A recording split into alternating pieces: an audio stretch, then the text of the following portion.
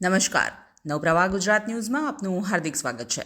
વડોદરા શહેરમાં નવીન કલેક્ટર કચેરી ખાતે સંકલન બેઠક મળી।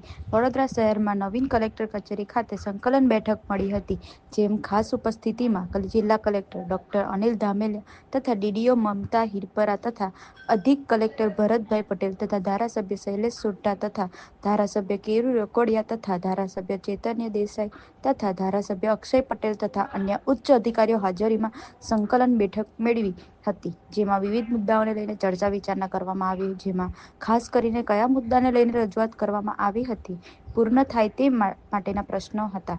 જે વર્ષો જૂની વાવ સેવાસી ખાતે આવેલી છે તેના ડેવલપમેન્ટ માટે રજૂઆત કલેક્ટરને કરવામાં આવી હતી અને જે જૂના પ્રશ્નો હતા તે પણ કલેક્ટર રજૂઆત કરવામાં આવી હતી અને આ પ્રશ્નોનું નિવારણ આવે તે બાબતે કલેક્ટરને રજૂઆત કરવામાં આવી હતી। ધારાસભ્યશ્રીઓ દ્વારા અલગ અલગ પ્રકારના પ્રશ્નો, જિલ્લાને સ્પર્શતા પ્રશ્નો હોય એમની ચર્ચા સંકલનની અંદર કરવામાં આવી, જેમની અંતર્ગત વિવિધ વિકાસના કામોને લગતા પ્રશ્નો હોય। આ સિવાય આપણે સ્થાનિકે જે અલગ અલગ વિભાગોની અંદર સંકલનના પ્રશ્નો હોય, જમીનની માંગણીના લગતા પ્રશ્નો હોય, એ તમામ પ્રશ્નોની વિગતવાર ચર્ચા કરેલી છે। એમના નિકાલ માટેના સૂચનો પણ આપણે સંદર્ભિત અધિકારીઓને આપ્યા છે।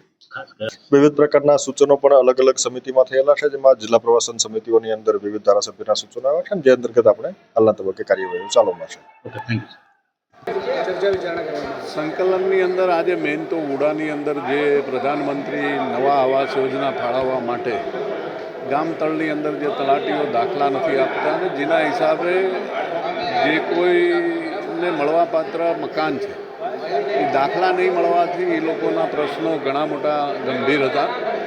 એ આજે સંકલનની અંદર નિર્ણય લેવામાં આવ્યો કે ભાઈ જે કોઈને મળવાપાત્ર મકાન છે એને તલાટીશ્રીએ સહી કરી અને દાખલાઓ આપી દેવા।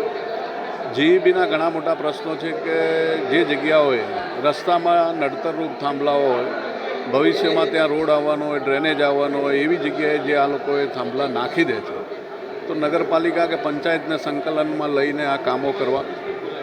પછી અમારા અનગઢ છે, રામપુરા છે, શેરખી છે, એ બધા ગામોમાં પંપ અને સંપ અને ટાંકી તૈયાર થઈ ગઈ છે, તો એમાં વહેલામાં વહેલી તકે કનેક્શન આપી અને ઉનાળામાં લોકોને પાણીની મુશ્કેલી ના પડે।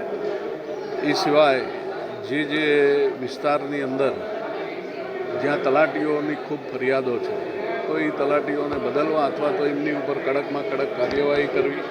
ભૂતાલની અંદર એક તલાટીએ ડીડીઓશ્રીએ લેખિતમાં સૂચના આપી હોય કે આ કામની ચકાસણી થઈ, એનો રિપોર્ટ આવે સેમ્પલિંગનો, પછી જ પેમેન્ટ ચૂકવવું, તેમ છતાં પણ સેમ્પલ ટેસ્ટ કરાયા વગર પેમેન્ટ ચૂકવી દેવામાં આવ્યું હતું।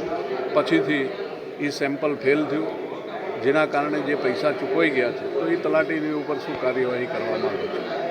સંકલનની બેઠકમાં પાદરાના મુખ્ય મુદ્દાઓમાં લેન્ડ કમિટી હેઠળ જે અરજદારોને પ્લોટ ફાળવવામાં નિષ્ક્રિયતા દાખવવામાં આવતી હતી, કારણ કે કેટલાક ત્રાહિત વ્યક્તિઓ વિરોધ કરીને એની અરજી કરતા હતા અને જે તે અધિકારીશ્રીઓ દ્વારા તે લોકોને પ્લોટ ફાળવવામાં આવતા નહોતા, તે પ્રશ્ન લીધો હતો।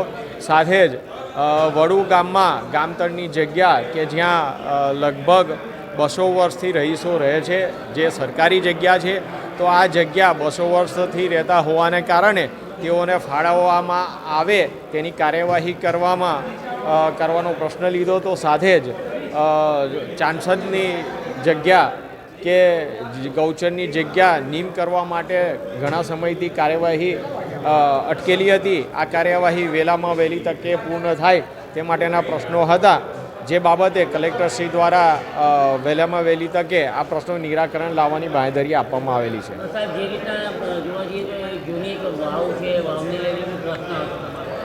હા, વડોદરા શહેરમાં અને પાદરા વિધાનસભા વિસ્તારમાં આવેલી વિદ્યાધરની વાવ જે સેવાસી ખાતે આવેલી છે, જે પૌરાણિક અને ઐતિહાસિક મહત્ત્વ ધરાવે છે, આ વાવના ડેવલપમેન્ટ માટે સરકારશ્રીમાં રજૂઆત કરેલી છે, જેથી કરીને પુરાતત્વ વિભાગ ગાંધીનગર દ્વારા તેનું સર્વે કરીને આ વાવનું ડેવલપમેન્ટ કરવા અને તેનું મહત્ત્વ જળવાઈ રહે તે માટેના કામો લેવા માટે કાર્યવાહી હાથ ધરવામાં આવેલી છે। પૂર્વ કલેક્ટરના જણાવવામાં આવેલા પ્રશ્નો નવા કલેક્ટરને ફરી જણાવવામાં આવ્યા છે કે પૂર્વ જે પ્રશ્નો હતા તે શું ના, કેટલાક જૂના પ્રશ્નો હતા જેનું નિરાકરણ નથી આવ્યું, તો એ પ્રશ્નો આજની સંકલનમાં પણ લેવામાં આવ્યા છે અને મિનિસ્ટ બનાવીને ફરીની સંકલનમાં આ તમામ પ્રશ્નોનું સમાધાન થાય એ પ્રમાણે કલેક્ટરશ્રી દ્વારા સૂચના જે તે અધિકારીઓને આપવામાં આવેલી છે. આજે ખાસ કરીને ભીલબાયલી કલાલીમાં જે સબસ્ટેશનો બનાવવાના જે જીતોને એને માટે કોર્પોરેશને જગ્યાઓ ફાળવી, કોર્પોરેશનમાં જમીનના પૈસા ભરાઈ ગયા, એની કામગીરી તરત શરૂ થાય એટલે એ વિસ્તારના જે લાઇટોના પ્રશ્નો છે એ હલ થાય. ખાસ કરીને તેન તળાવ કે જેમાં બ્યુટિફિકેશનમાં સરકારે મંજૂરી આપી દીધી છે, એના આર્કિટેક્ટ ટેન્ડર બધી એ થઈ ગયું છે, પણ એનું પહેલું કામ પાણી ભરાવવું જોઈએ, તળાવ છે એને માટે મુખ્યમંત્રીએ સ્પેશિયલ કેસમાં 62 લાખ મંજૂર કર્યા છે પાઇપલાઇનથી પાણી ભરવા માટે. એ કામગીરી વહેલી થાય એના માટે રજૂઆત કરી છે. આવો જ રીતે બીજા જે પ્રશ્નો ભૂતકાળમાં પેન્ડિંગ રહેલા છે એ પેન્ડિંગ પ્રશ્નો ઉકલે એના માટેની કલેક્ટરશ્રીને રજૂઆત કરી છે. સાથે પેન્શનર મંડળો જે નિવૃત્ત કર્મચારીઓ જેને રાજ્યના દરેક જિલ્લામાં કલેક્ટર ઓફિસમાં કે બીજી કોઈ સરકારી ઓફિસમાં પેન્શનરોને બેસવાની જગ્યા આપવામાં આવે છે. લગભગ 40,000 ઉપરાંત પેન્શનર વડોદરા શહેર જિલ્લામાં છે. એમને એક ઓફિસ આપવાનો ઠરાવ થયેલો છે, એનો અમલ નથી થતો, એના માટેની રજૂઆત કરી છે.